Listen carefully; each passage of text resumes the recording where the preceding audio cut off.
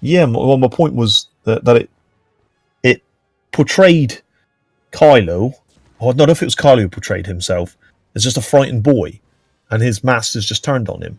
And you know what I mean? And he was shocked and scared out of his wits, and you know what I mean? And wondered what was going on. And that's what turned him to the dark side. And it was like, but to then instantly go and kill other... I mean, we're talking about killing other students, fellow students. You know what I mean? You're dark already, mate. And that to me kind of...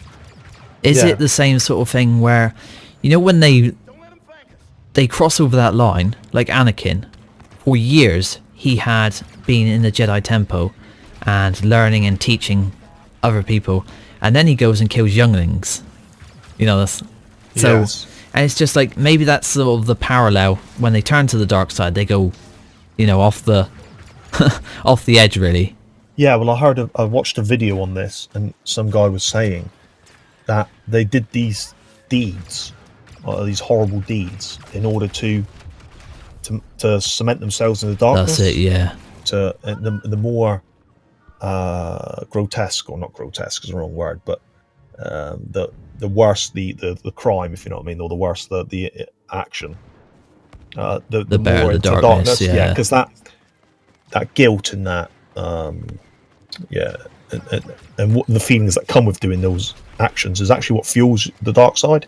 And cements you more into it and deeper into it, doing things that are kind of unforgivable. Hence the reason Kylo Ren killed his father. Yes, because by killing his father, he's not tied to his father anymore, and that's right. Such a bad act. There's not so much draw to the light, as he says. Yeah, but then it's funny talking about Kylo Ren and you know and his development. Was that an actual fact? When he killed his father, he was, and it said it in the film, didn't it? He was plagued by killing his father, so he couldn't fully get over that. So Kylo Ren is not, no matter what said, Kylo Ren at the moment is portrayed as not being fully dark and not being a dark side person. Yes, or, you know, like Vader. Do you know what I mean? Just all of his hate. Have you noticed? Like all of his hate seems to stem back to Luke. All of it. Like there's the hate build up for a lot of things. There wasn't like hate for Han Solo. And there's no hate for Leia. There's no hate for Rey. There's like, he wishes she came with him. I don't think there's hate for her. He actually sympathizes with her. But Luke, he hates him. He really hates Luke. Luke is like the cause. Luke is like the main thing. And he looked to him more as a father figure than what Han Solo, because he could teach him. And he betrayed him in the end. But he said he was all dark, and Rey said that he wasn't. She could see the light in him still. I didn't know whether that was just a mind trick from Snoke or whether that was actually in Kylo, because there was that link there. So next point then, what happened to the Knights of Ren? So we assume, I think, that when he left the Jedi Temple, or when he left the Jedi training grounds from going away from Luke, and when he killed all the other students, and some students followed him, so I think we're assuming that they became the Knights of Ren. That's what I think, anyway. Yeah. And then, what happened to them? Did they become the Praetorian Guards? I was wondering if that was what they actually became, because they were obviously very skilled and trained. Snoke's guards. Did they become the guards, or did Kylo actually kill them off as well? Maybe. I think Snoke. I think Snoke would have given him the task of killing them to show his power, really. Yeah. But I don't feel it was the guards because of how easy they took them apart, and there was nothing there. It was just a fight with guards. Do you know what I mean? Yeah. I think whenever a Force user fights, normally in Star Wars, they use a lightsaber. So I think if they were the Knights of Ren, they would have used lightsabers and not weird. Yeah. Because they like to let you know quite clearly when a Force user's kind of fighting. I wondered if they thought Luke was dead, and because they were afraid, they went with Kylo, become his knights, trained under him for a while, or just were with him for a while, and then when they learned that Luke was actually alive, maybe they wanted to go back to Luke, and that could have been at the time when, kind of all theory at this point, but it would have been nice. What I'm saying was, it would have been nice if the film answered that question. There was another question that was one of the questions that I wanted answered from the film, and we didn't get to see it answered. They may even, because now he's the big leader, isn't he? He's the supreme leader. Kylo is. Maybe in the next film we will see the Knights of Ren being his personal bodyguard. Yeah. As they're talking about him, like talking about Kylo becoming supreme leader. Snoke's death. I think it was a great scene. I think it was a fantastic scene in the movie. Maybe one of the best scenes. Would you guys say that? Yeah, it's good. It's very good. The way he killed off Snoke. Yeah. I felt like the arrogance of Snoke led him to death. That seemed like the way it was going. I don't know whether it was a plan from Snoke, because there is that sort of thing. He knew it was coming. Maybe he knew everything, Snoke. And there is that theory of he wanted to be killed to allow Kylo to attain, like, to his full power. And his true enemy, he knew, was Snoke. Because I think he said, striking down his true enemy. And his true enemy wasn't Rey. Like, he sympathized with Rey. His true enemy was Snoke. He hated him.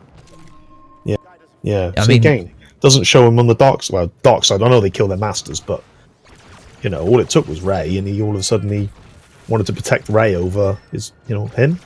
Yes. Whereas the dark side, well, probably if that's Vader, he just cuts the head off.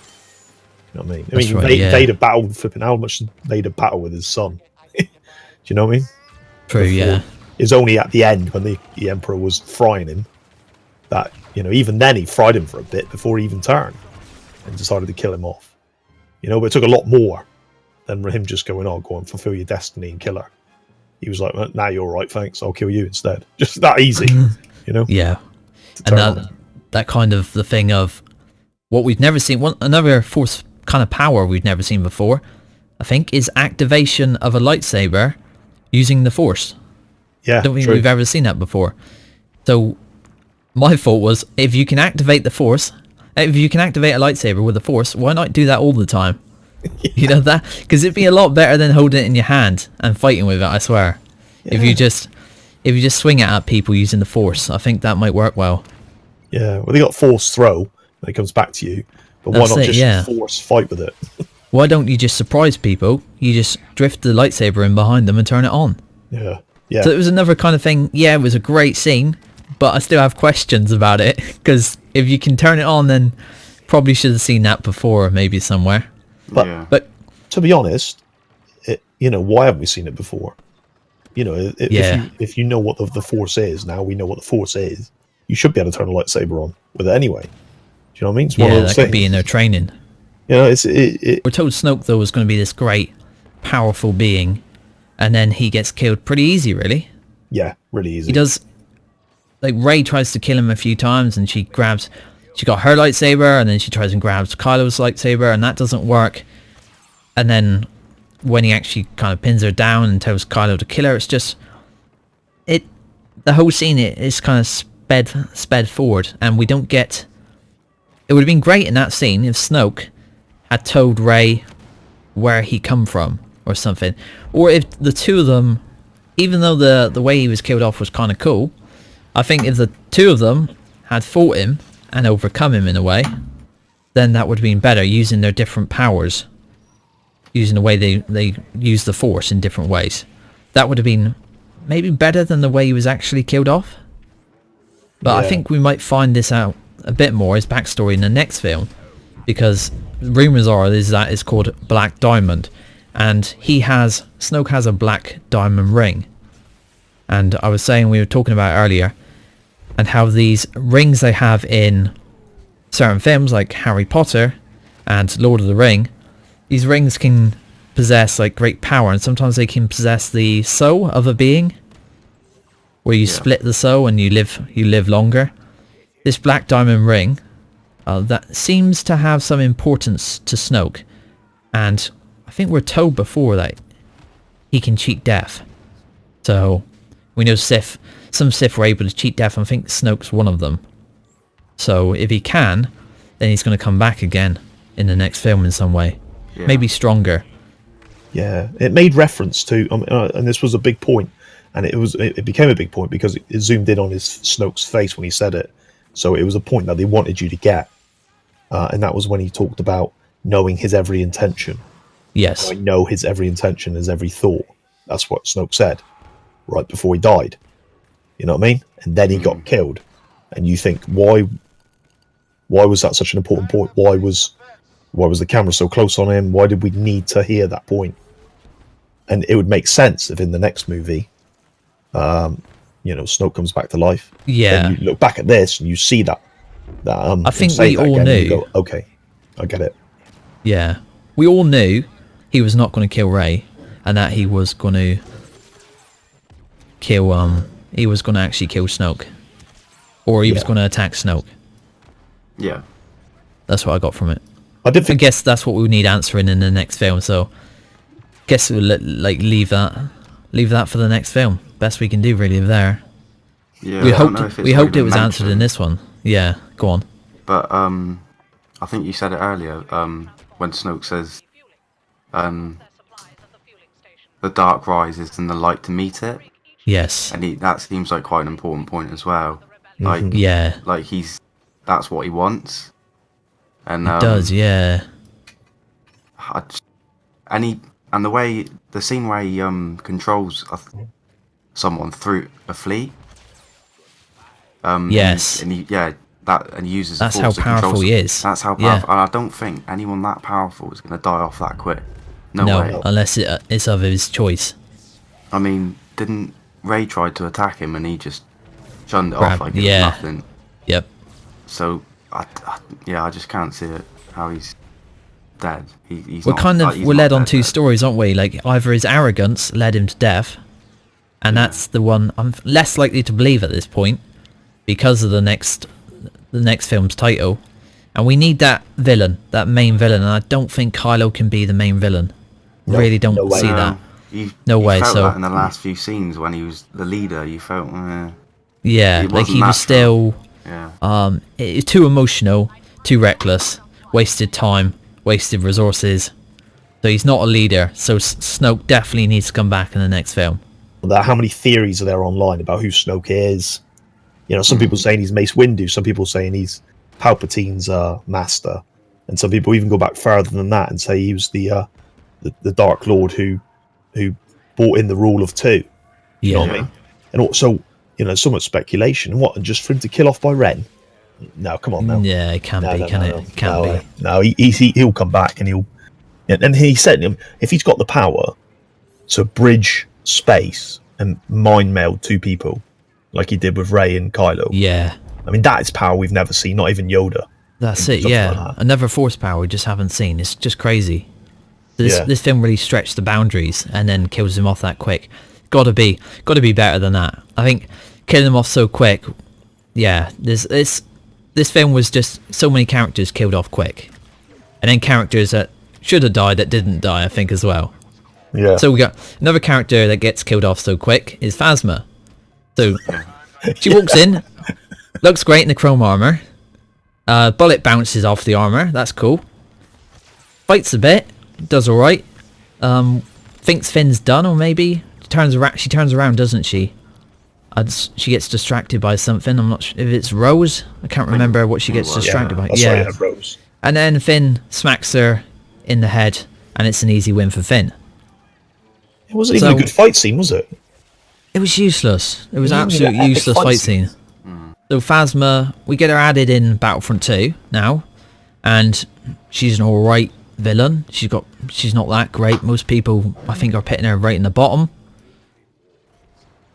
What she brought to the table was her stick extended. That's it. I mean? That's it. I was like, well done. I mean, they could have done... I've heard some talk about they could have done with one of them being executed at that point. That would have been quite dramatic. Yeah. Maybe if she'd done it herself. Again, I thought the girl was going to be executed. That'll be it. Yeah. She didn't. The end of Rose. And now we got Rose in the next film. So, there we go. But then we've got the Admiral. Obviously, they sneak away. They get on the transports, and I get at this point, I'm asking the question: why did Admiral Holdo, not tell Poe and the others her plan? I don't understand that. I understand adding a twist to the film. Yeah. But I don't understand not telling them. I think that was like completely unnecessary twist to put in the film. And also, I think if they didn't put that in the film, if she actually told them, then Finn and Rose wouldn't have needed to go to, what is it, Kanto Bight. They wouldn't have needed to go to Kanto Bight. And that whole part of the film, even though we learn some stuff and it teaches us some lessons, we get to see like the slave children, and we first meet the little boy who's got the force powers. So we'll talk about that a bit more in a minute. But the next Anakin. Yeah, it's kind of like that whole bit of the movie. Do you get that? Do you get not telling him? No, there's no reason to not tell him. There's no reason to say, look, pull him to one side. Poe to one side and say, look, mate, this is what's going on. This is what we're going to do. Because what's Poe going to do? Yeah. You know what I mean? Why not trust him enough? You're right. You're absolutely right. It makes no sense to not tell him. There was no reason to not tell him, and she ended up not telling him, which then brought about their destruction. Yeah. Almost. You know what Pretty I mean? much. I mean, there's a scene after that when they're all escaping, and she's got to do something, and she goes from, because I thought she was a villain. I thought she was like a traitor. I thought she was like leading them into a trap, or she was just confused, and she wasn't the leader that they believed she was from before. She was meant to be something great, but she turned out that she kind of was doing the right thing but didn't tell them because she didn't want any glory. That's what we got from Leia, I think, telling Poe at the end. Then she goes and does the Hyperdrive Ram into the Supremacy Snoke ship. Yeah. So it's pretty cool. That's one of the best things in the movie. I think they kill the music, it goes completely silent, and you just see it like go straight through the Supremacy and rip through it, and all of the First Order ships, they all get torn up by it, and she sacrifices herself and takes out this massive ship. And that leads them to more questions. Yeah. One, why has no one done that before? Why did the two smaller frigates do it? If a Hyperdrive Ram, I'm going to call it Hyperdrive Ram, is that the best word for it? If it split something like that in half. Seriously, why is no one else doing it? Death Star? Can we have just got one of the big ships? I'm sure you could put that on autopilot. I'm sure you could do an autopilot Hyperdrive Ram. You don't even need to sacrifice people. That's another question. How on earth was one person can control a whole cruiser? Is that right? Yeah. What's the point? Unless they got such advanced systems that they just... I mean, because you think in the future, wherever, that it would be automatic. But if one person can do it, that's a bit of a bad... It's not very fail-safe, is it? No. Yes, unless they override it before. But it's... They thought she was going to jump to hyperspace and run away and trying to distract them, but she turns around and zips through them. So, yeah, really cool scene, but leads us to more questions once again, which is kind of the problem with the film. There's too many questions throughout the film. Yeah, I'll tell you what, it introduces too much new stuff. Yes. Which then casts a big shadow over the rest of the movies. Like, why didn't they do that before? Why didn't they use that before? Why did they not use that power before? Why didn't the rebels just scuttle or abandon a ship, leave a couple people on it, and then warp it in, and then warp it straight into the Death Star? Yeah. Done. We don't even need to do anything else. The whole Lord of the Rings, why didn't Tolkien just get the eagles to fly into... Yeah. But on a bigger scale, true. there's more on Star Wars now. There's more questions. I was saying, the whole Kanto Bight stuff, completely pointless, except for the slave children, and kind of the story they play in building on Rose's character, and also building into the new kind of Jedi. They can't really call them Jedi, but with the kid at the end, the sort of new Force users in a way, maybe the ones that Rey will teach in the future. And DJ shows us that you don't always have to pick his side in war. Like, you might benefit off it more if you don't pick a side. So, we learned those lessons from those scenes, but they want really that whole Kanto Bight section. I felt was kind of unnecessary. and if they had done more stuff to teach us about the characters and more backstory, and less comedy, then it would have been a much better film in my mind. I don't know what you guys thought of Kanto Bight. Was that, when you were watching the film, would you prefer to be watching this back and forth between Rey and Kylo? Because I felt like they were the best moments in the film. Yeah. They were them where you were listening a lot. You wanted to know which each one of them had going on in their minds. Whereas the Kanto Bight section with Finn, I like Finn's character just completely died in this film for me. He just wasn't interesting whatsoever. And that's a shame, because I think John Boyega's a good actor. But he didn't really do anything the whole film. And when he did try and do something, sacrifice himself, it looked like it wasn't going to work anyway. He's going towards a big heat cannon which can burn a hole through the door. Why that little speeder didn't burn up in a few seconds, I'm not sure. And then Rose saves him, gives him a kiss, and in an awkward moment, she just flops to the side. I thought she was dead. And you're thinking she's dead. Wait a minute. She's just had all the energy to go and kiss him, and then she's gone and died, but... Yeah. Again, I thought she died again, and yet she didn't. So I couldn't figure out what was going on. I thought she's dead now, definitely dead now. You know what I mean? Yeah, and it's a bit weird how she was sent... It's a bit weird how she was sent on such an important mission. Yeah. The fate of the fleet rests on this mission. So you go and find this gambler. We're going to send the janitor girl and Finn. You know what I mean? Oh, yeah. Whereas on all the other films, they send the best. Not someone who's just tased out Finn for getting on a skate pod. You think Poe would have gone himself? Like, if Poe and Finn had gone on that mission, would that have been so much better? Yeah, well, why didn't Poe go on the mission? Probably. Because Poe and Finn had a better chemistry, you know, when they were escaping from the capture place. I forget where they were, where Poe was held, but that was a lot better for me. I enjoyed that a lot more. Like, Poe and Finn had great chemistry, and the actors, you know, good chemistry, and I felt that was a lot better. I don't know. The whole Kanto Bight stuff was a no-no for me.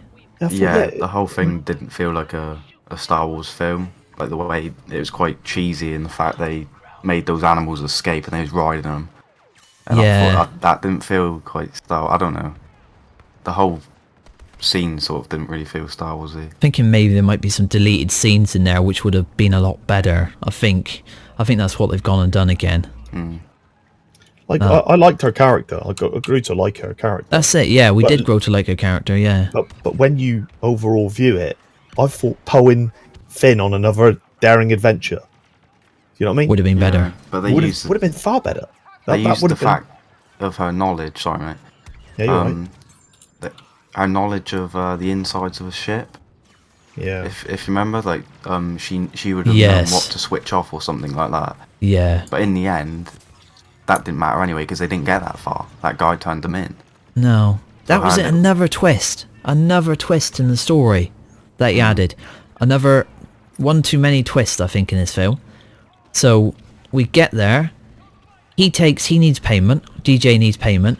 Gives her the little...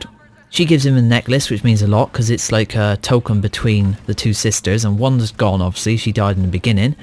So you're thinking all the way to the film, oh, Rose doesn't want to give that up because that's her sister's. She gives it to him, and it turns out he wants to use it for the door. So he opens it, and you think, oh, he's a good guy.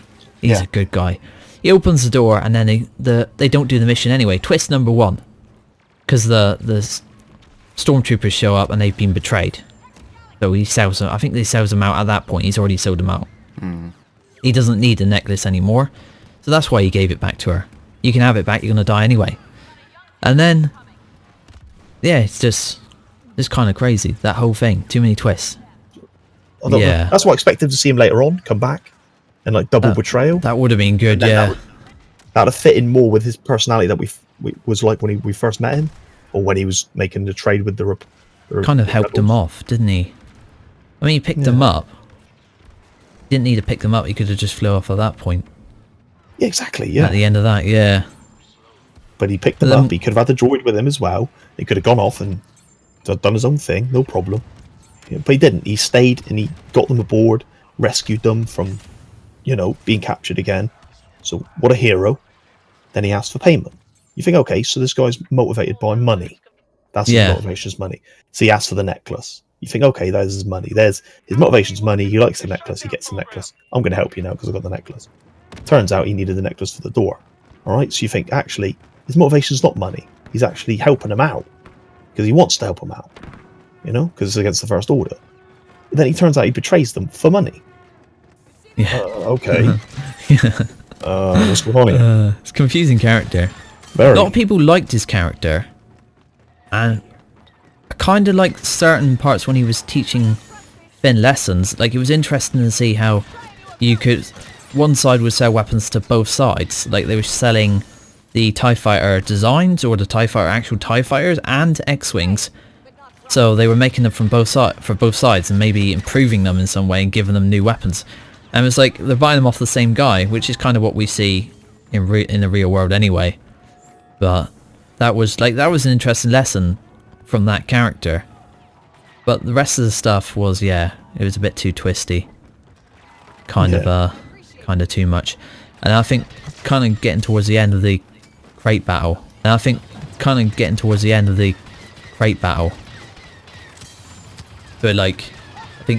Crait needed a better battle. Yeah. Because it wasn't even a battle. It was a bit of a wet flop, really, wasn't it? Yeah. Kind of felt like...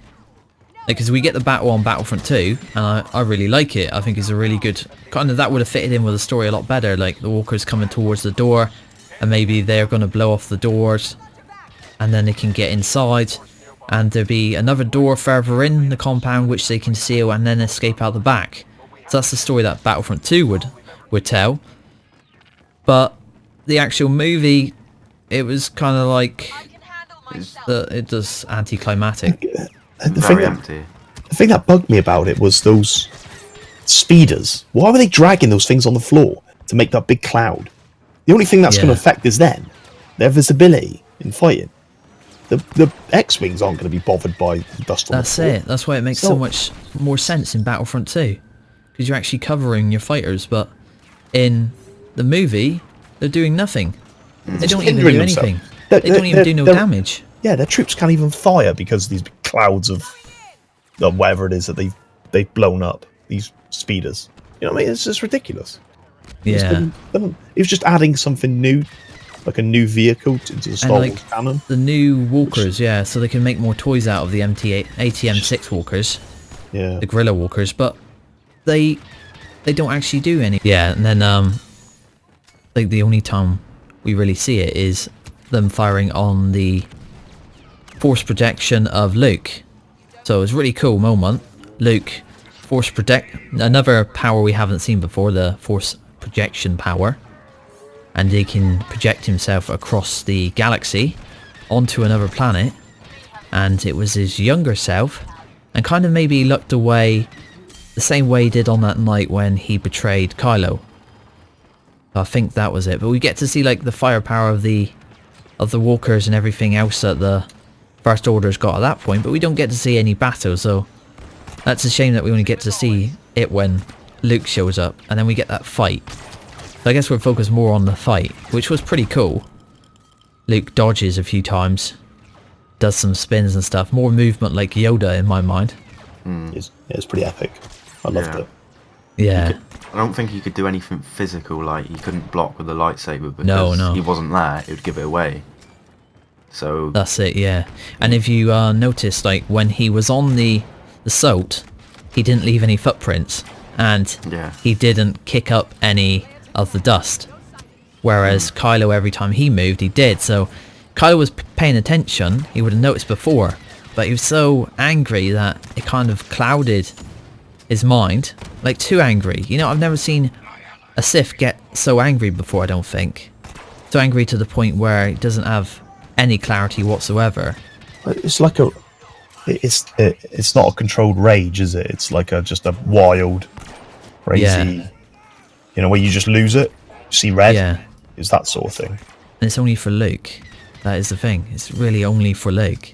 Yeah. But that projection power, of course, he's he does the line from kind of where Obi-Wan says, if you strike me down, I will become stronger. I'll become more powerful, yeah. I'll become more powerful than, yeah. And he does that sort of line, but then he, thankfully, they don't do a repeat of that movie, because that's horrible if they did. Like, you're thinking at first, he strikes him down and then Luke dies and becomes more powerful, but he, at the same time he kind of does, because the force projection does its job. And they add some, a comedy in it when he brushes his shoulder off. Maybe that was good time, and that wasn't too bad with that comedy moment, I think. But after that, we go back to the island, and Luke dies because he's put so much into the projection. Like, he's done his job, he's postponed the First Order from moving forward, and by that point, all of the Resistance have escaped out the back. Yeah.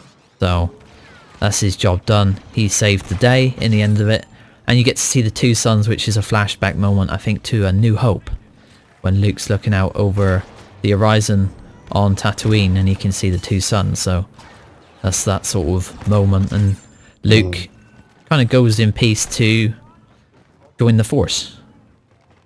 Yeah. So I think it's a good send-off for Luke. It was pretty good. In the end, he goes back to the Force and becomes the Jedi we know he was, I guess, or better, like a proper Jedi Master. Yeah. Becoming one with the Force. I guess I wanted to see him actually fight, come back and fight. Do you know what I mean? And inspire hope again.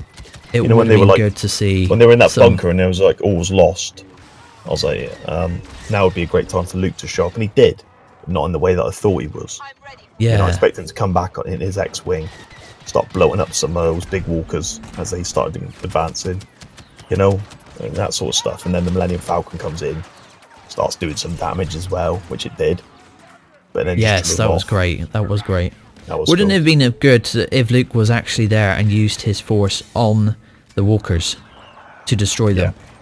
That, you know, I know that's pushing it with the Force boundaries, but we've seen it. We've seen lightning, we've seen mind bridging gaps, we've seen projection. Like, if he was there, or he could use the Force in some way, he'd become that strong when he tapped back into it, then it probably would have been a better scene for Crait. We needed a reason why they kind of lost, or why those walkers were there, and they didn't really give us one, so it was a shame. I thought Luke would, you know what I honestly thought was going to happen was Luke was going to turn up with some of the assistants from, you know, the Outer Rim territories? Yeah. Those who are opposed to the First Order. I thought Luke was going to turn up with some of them, and they were going to have a proper, really good fight. And it would turn into some epic battle. But it never came. But it didn't. And then the final scene is of the slave kid who picks up the broom using the Force at the end, and he has that resistance ring. I think this is just showing hope for the future once again.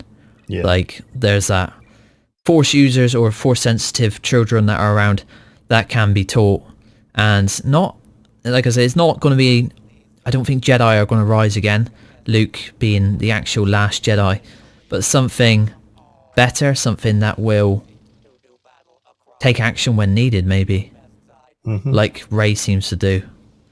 So that leads us on to the next film, and probably those kids will come in maybe at the end of the next film, or at the end of the actual Star Wars, all of the Star Wars films. That would be... Yeah. I wonder if it'll end with Kylo and Rey forging a future for all Force users. Maybe. In sort of the grey Jedi sort of way. Yeah. Because even Kylo was the one talking about it, wasn't he? About casting off the old. Forget them all. Luke, Snoke. Everything. Forget everything Vader, you know. Yeah. You know, the dark side, light side. Let's cast it all off and just rule the galaxy together. It's kind of what he was saying. Yeah. So I'm wondering if, you know, the Jedi in its sort of ways has died, and the last Master's died. Snoke apparently died, but I'm thinking maybe this is what I'm thinking for the third film. Well, not the third, but you know what I mean. The next film on is that Snoke will come back as a dark side user, but Kylo would be more grey. Do you know what I mean? Yes. So yeah. him and Rey will link up to fight against Snoke. That's what I'm thinking. Something, when he realises that Luke is actually dead, will his hate fade away? Because Luke did in a way betray him. Maybe Luke was wrong about him being all bad. I know he'd done like some terrible things, but it just kind of pushed him over the edge. Yeah, I kind of that was it.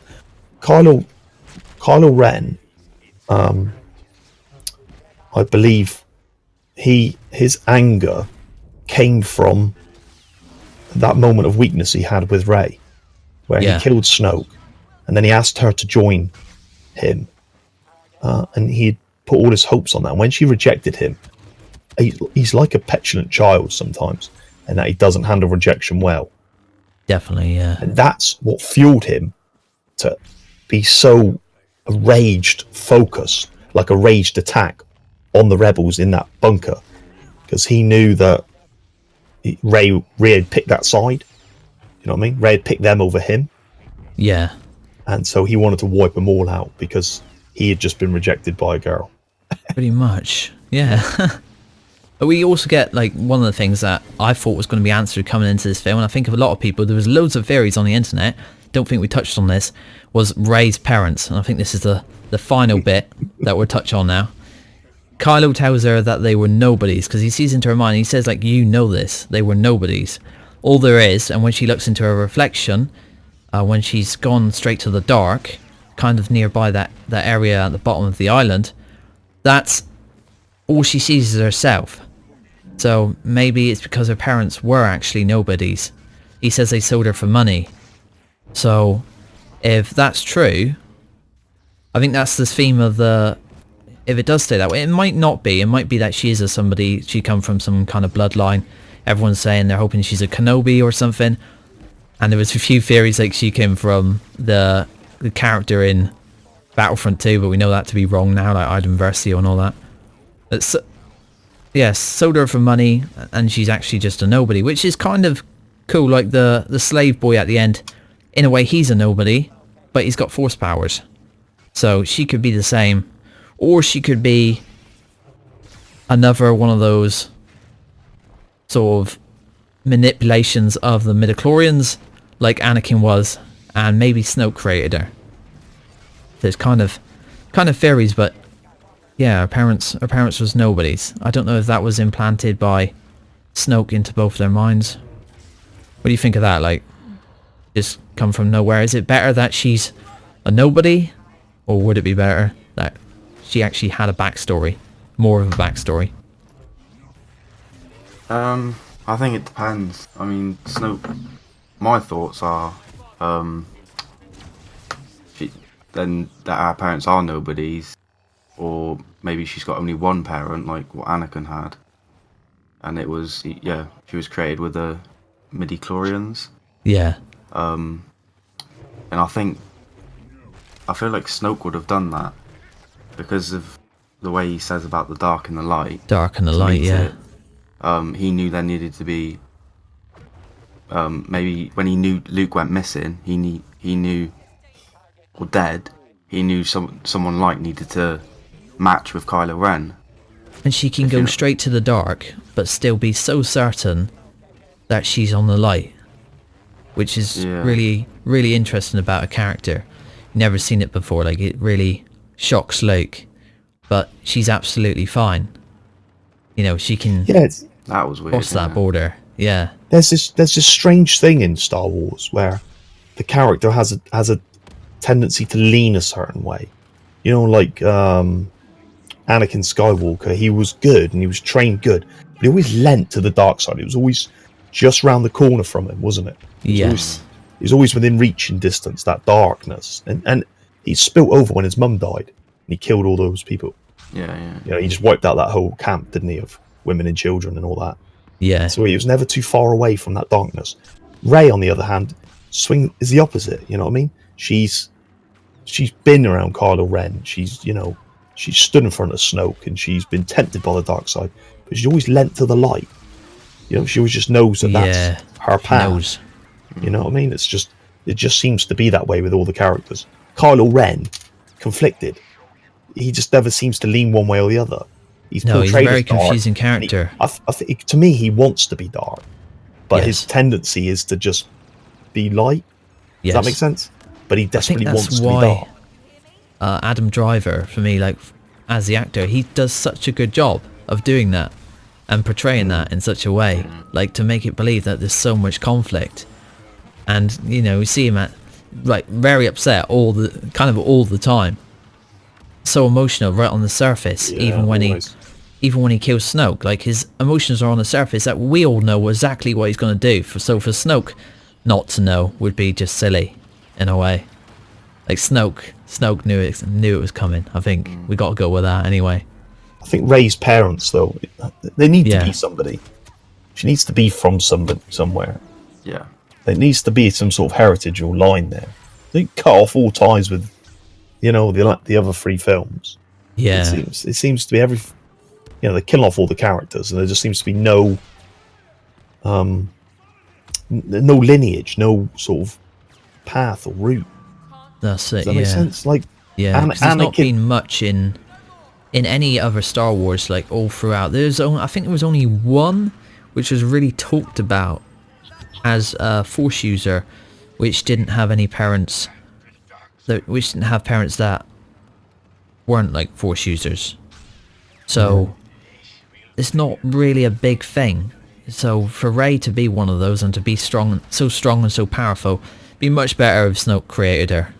Yeah, see, that's the thing, is that if she wasn't that powerful, it's fine, because Force users pop up all over the place, right?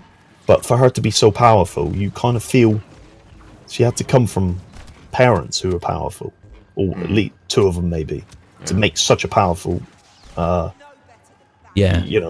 Force user. Be so far advanced without even being trained. That memory of Rey being ditched on the planet. You know, when they were saying about the dark side, and like when someone gets pit through that, it might darken them and make them worse. So it would have made sense for her to have parents or somebody who created her, which actually really didn't care about her, but created her for a purpose, maybe to turn dark. And she, of course, doesn't.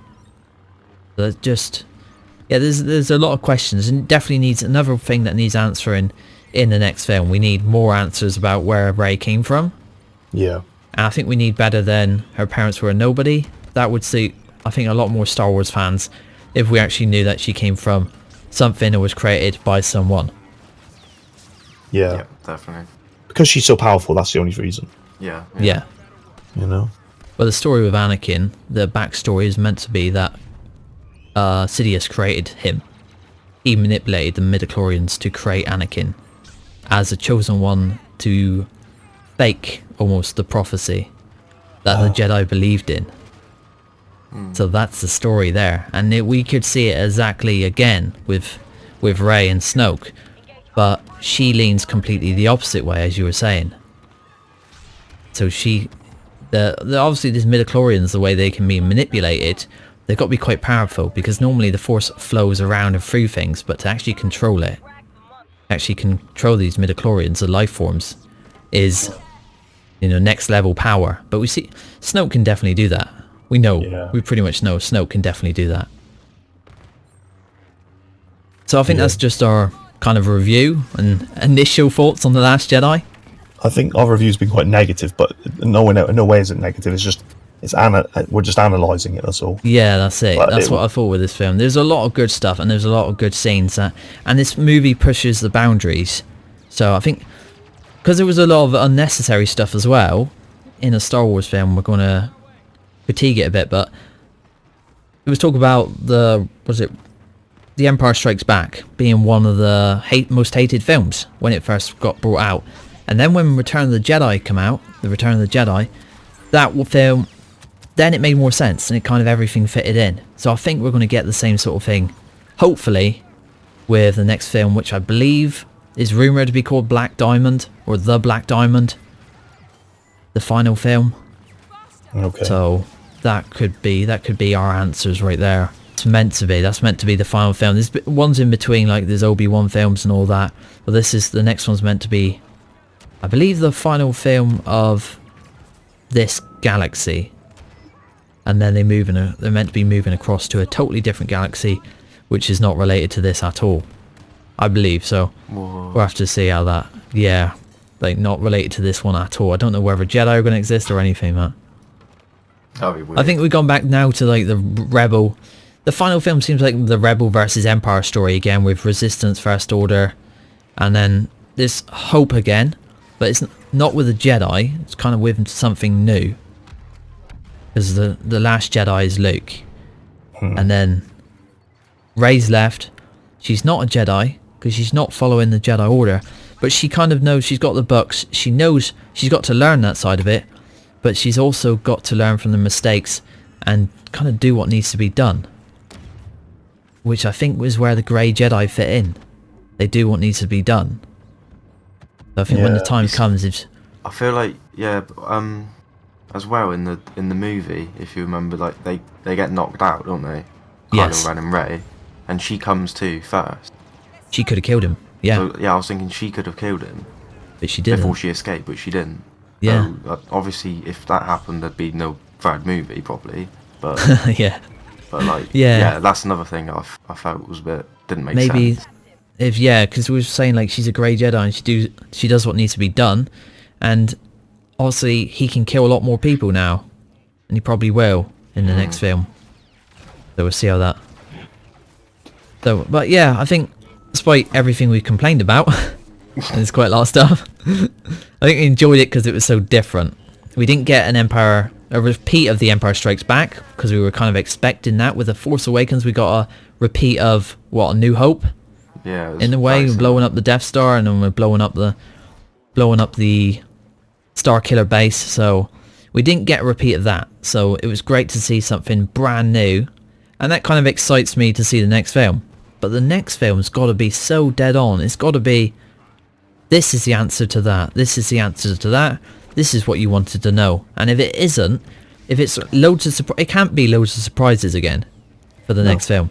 It's got to answer so many questions. So, and hopefully it does. I really, really hope it does, because then this film will work. If the next one answers all of the questions that we want answered, then this film will work perfectly. And then it will be another story like The Empire Strikes Back, and this film will go down as one of the greats, I think, if we get all the answers in the next one. It's got to answer all the questions, and it's also got to enrich the characters that are in it. Yes. To make them, you know what I mean? To make them, give them that. Like Snoke, we got to have Snoke's backstory and everything. Yeah. Rey, we've got to have her backstory and where she goes on from it. Kylo, we almost got to know Kylo a bit more. Maybe his younger self. I don't know. We miss out on a load of teenage years and stuff like that. Finn. Yeah. So the thing is, in this film, like the only characters they've really flushed out for us, Kylo and Rey. Finn, we didn't learn any more about in this movie. No more about it. I think we're going to see it like again anyway. We're all going to watch it again at some point, probably soon. And then I think me and Williams have got our buckets, we've booked our tickets to go see it again. So I think we need to take it all in and kind of digest some moments better. Maybe it's better. I think a lot of people are saying it's better to watch it through again as well. And then maybe share some thoughts again after that. But I guess I'll ask you guys to give me a rating on the film at this point in time, out of 10. What would you give it as a Star Wars film? What would you give this film for a rating? Gonna go first, Williams? 8. It's pretty high. Yeah. It's pretty high. I did enjoy the film. See, that shows how much you enjoyed it. We've got all these things that they want to say about it, but yeah, 8 is still pretty high, isn't it? Yeah. What about you, Delance? All right, as a film in itself, a 9 out of 10. Because there's some great moments, and any film that makes me sit back and go, "Oh, flipping love this! This is so good." Yeah. And it was, there's bits where where all those walkers are walking forward, and I'm thinking, "Oh, this is gonna get great." You know what I mean? And you're all really excited like a kid. So 9 out of 10 if it's a film, but as a Star Wars movie, 6 out of 10. Right. Yeah. Personally, I'm going to give it a 7. So, it's kind of like base score. I still think that's pretty high for a film. So it shows how much... I guess if we didn't see any Star Wars film before, I'm basing all my hopes on like that 7 to be the next film is going to answer all our questions. And I think when I see it again as well, it'll improve. I don't know if it will go past the 7, but I did like the film, but I can't say I loved the film. And it's, as I said before like we went through it all, it's definitely not the worst film, but it's definitely not the best film either. So it kind of sits somewhere probably in the middle for me of all the Star Wars films, I would think. But we're gonna leave it there, and I'll just ask anyone like in the comments maybe to leave their rating out of 10, what they thought of it. And I've already seen like a load of people were thinking it's either the best Star Wars film they've ever seen or the worst. So this is really dividing people. So anyway, that's all thoughts. Thanks for joining me, Delance and Williams. Yeah, you're welcome. Sorry. And we'll probably do this again sometime. Maybe once we watched it again, maybe in a few weeks' time. Collect our thoughts. But as always, thanks for watching, and we'll see you all next time. Take care.